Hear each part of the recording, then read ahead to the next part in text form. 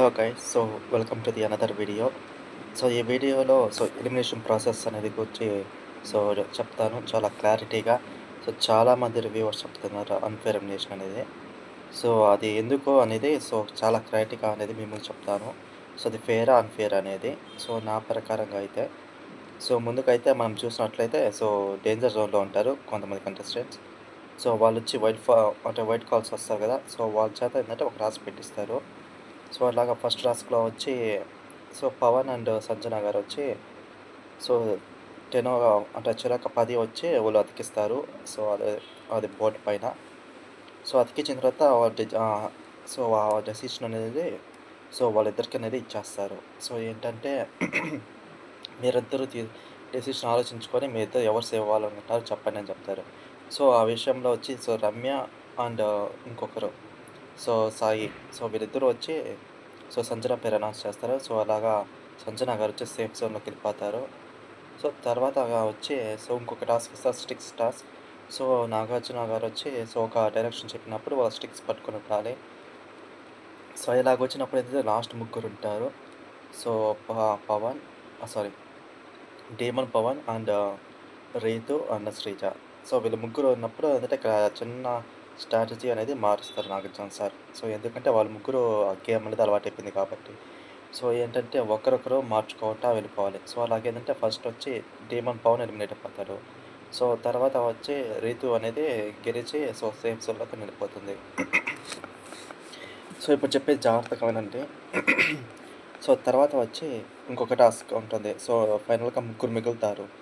Pawan, Daemon Pavan and Suman Shetty గారు and అలాగే Ritu sorry Sreeja. వీళ్ళ ముగ్గురికి ఏందంటే ఒక టాస్క్ అనేది ఇస్తారు. ఒక క్యూబ్ లాగా ఒక ఫ్లాస్క్ లాగా ఉంటుంది. దాంట్లో ఏం చెప్తారంటే మీరు వస్తువులు తీసుకొని దాన్ని ఎంత హైట్‌గా అంటే ఫిలప్ చేస్తారో అనేది. కానీ ఇక్కడ అందుకే సుమన్ గారికి టాస్క్ అనేది అర్థమైనట్లేదు. సో, అందువల్లే మేబీ తను తక్కువగా హైట్‌గా పోసారనిపించింది. సో, పవన్ అయితే సో, ఫస్ట్ ఇనిషియల్‌గా అయితే చాలా ఫాస్ట్‌గా కంప్లీట్ చేశారు మిగతా వాళ్ళిద్దరితో పోల్చుకుంటే. ఇక్కడ ఏంటంటే శ్రీజ అనేది చాలా టైం తీసుకుంది, ఆలోచించింది. టోటల్‌గా చెప్పాలంటే ఈ ఎపిసోడ్ మొత్తం తను ఏదైతే మనం అనుకున్నామో శ్రీజ చాలా యాక్టివ్‌గా ఉంటుంది టాస్క్‌లోని. కంప్లీట్‌గా ఏందంటే అంత కాన్సంట్రేట్ పెట్టలేకపోయింది. మీరు చూసుకున్నట్టే టాస్క్‌లో కూడా ఏందంటే ఆ ఫ్లాస్క్‌లో పోసేది కూడా చాలా ఆలోచించేది. ఏంటి, ఏంటి అనేది. ఫైనల్‌కైతే తను ఆల్మోస్ట్ ఈక్వల్‌గా అంటే డీమన్ పవన్‌కి ఈక్వల్‌గా ఫిలప్ చేసింది. ఇక్కడ ఏంటంటే డీమన్ పవన్ అండ్ శ్రీజ వచ్చి నెక్స్ట్ రౌండ్‌కి అడ్వాన్స్ అవుతారు. ఇక్కడ లెవెల్ 2కి వెళ్తారు. పవన్ అండ్ శ్రీజ. ఇక్కడే వాళ్ళకి ఇంకొక టాస్క్ ఇస్తారు. Bigg Boss team. అదేంటంటే రింగ్స్ ఉంటే ఆ బోర్డ్ మీద రింగ్స్ ఉంటాయి కదా! దానికి వెళ్ళేలాగా విసరాలి.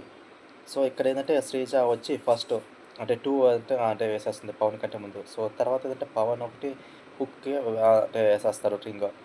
చివర్లో ఏం జరుగుతుందంటే ఒక అంటే ఎండింగ్‌లో సో, పవన్ అయితే వదిలేస్తాడు. బట్ అదైతే ఎయిర్‌లో అయితే ఉంటుంది. ఇక్కడ చాలామంది రివ్యూస్ ఏం చెప్తున్నారంటే, మీరు బజర్ మోగినప్పుడు ఎన్నైతే బోర్డ్‌లుంటాయని అంటున్నారు. ఒక చిన్న ఎగ్జాంపుల్ అయితే మీకు చెప్తాను. ఫర్ ఎగ్జాంపుల్ మీరు బాస్కెట్ బాల్ గేమ్ తీసుకున్నారనుకోండి. ఇప్పుడు లాస్ట్ మొమెంట్స్‌లో ఏమవుతుంది? ప్లేయర్స్ అనేవాళ్ళు అంటే టైం తక్కువగా ఉందని వాళ్ళు ఏం చేస్తారు? బాల్ అనేది విసిరేస్తారు.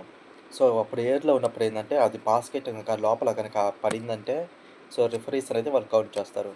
సేమ్ అలాగే ఇక్కడ జరిగింది. ఇక్కడైతే తప్పైతే లేదని అనిపించింది నాకైతే. ఇక్కడ కాకపోతే చాలామంది రివ్యూవర్స్ ఏందంటే ఇది రాంగ్, రాంగ్ అని చెప్తున్నారు. బట్ ఇదైతే కరెక్ట్‌గానే చెప్పాలి బిగ్ బాస్ టీము. అంటే కన్సిడర్ చేసింది. అలాగేందంటే డీమన్ పవన్ వచ్చి సేఫ్ జోన్‌లోకైతే వెళ్ళిపోతాడు.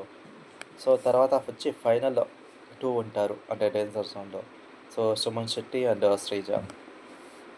వీళ్ళిద్దరూ వచ్చి సో, డేంజర్ జోన్‌లో ఉన్నారు కాబట్టి నాగార్జున గారు వైల్డ్ కార్డ్స్‌కి చెప్తారు. సో, మీరు మీ ఒపీనియన్ చెప్పండి. ఎవరు ఈ హౌస్‌లో ఉండాలి? ఎవరు ఈ హౌస్‌లో ఉండకూడదని. అలాగా ఒక్కొక్కరు వచ్చి చెప్తా ఉంటారు. ఇక్కడ మీరు అర్థం చేసుకోవాల్సిందేంటంటే, ఏ ప్లేయర్ అయినా గానీ ఏందంటే, మాకు స్ట్రాంగ్ ప్లేయర్ అని ఉంటారు కదా! ఇప్పుడు మనం కన్సిడర్ చేసుకుంటే సుమన్ శెట్టి గారిలో గానీ, శ్రీజ కానీ. మనం ఏమనుకుంటామంటే అది ఫ్యాక్టు. ఏదంటే శ్రీజ స్ట్రాంగ్ అని.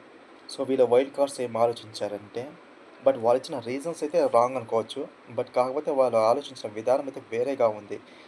ఎందుకంటే 'సుమన్ శెట్టి' గారు అంత స్ట్రాంగ్ కాదు. ఎందుకంటే హౌస్‌లో ఉన్న దాంట్లో. సో, 'శ్రీజానే' స్ట్రాంగ్ గాబట్టి, వాళ్ళు 'శ్రీజాని' ఎలిమినేట్ అవ్వాలని అంటే వాళ్ళకి ఓటేసారు. సో, ఇదొక్క పాయింటే మీరు చాలామంది అర్థం చేసుకోవాల్సింది. తను స్ట్రాంగ్ అని తీసేసారు గానీ, సో, వారి రీజన్స్ అయితే కరెక్ట్ అయితే కాదు. సో, ఇదైతే అర్థం చేసుకుంటారనుకుంటున్నాను. సో, చాలామంది ముఖ్యంగా 'ఆదిరెడ్డి' గారు కానీ ఇదంతా చెప్పారు. సో, తను స్ట్రాంగ్ గాబట్టి తనని ఎలిమినేట్ చేశారు వైల్డ్ కార్డ్స్ అనేది. అండ్ ఆల్సో ఇంకోటి కూడా ఏందంటే, మీరు ఆ రింగ్స్ టాస్క్ ఉంది కదా! అదైతే వ్యాలిడ్ అనే చెప్పాలి. ఎందుకంటే అది ఎయిర్‌లో ఉంది. సో, ఎయిర్‌లో ఉన్నప్పుడు అదైతే ఖచ్చితంగా కౌంట్ అనేది అవుతుంది. సో, అక్కడ పవన్ అయితే పవన్ శివన్‌కి అయితే కరెక్ట్‌గానే చెప్పాలి. సో, టోటల్‌గా. సో, ఇక్కడ 'బిగ్ బాస్' టీమ్ కూడా అనుకోలేదు. ఏందంటే, శ్రేజ అయితే టాస్క్‌లన్నీ బాగా ఆడుతుంది. కాబట్టి తను సేవ్ అయిపోతుందనుకున్నారు. మోస్ట్‌లీ ఏందంటే, 'సుమన్ శెట్టి' గారు ఎలిమినేట్ అవ్వచ్చు అని అనుకున్నారు.